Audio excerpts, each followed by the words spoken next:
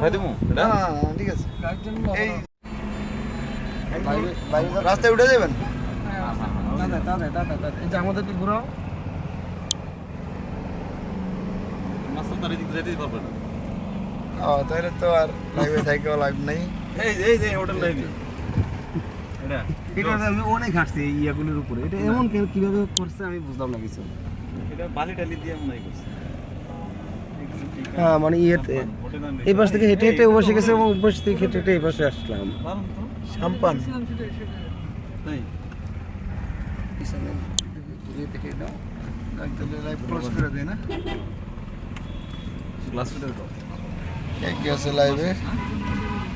জাফর আমিন, আলহামদুলিল্লাহ ভালো আছি। কেমন আছো ভাইয়া তুমি?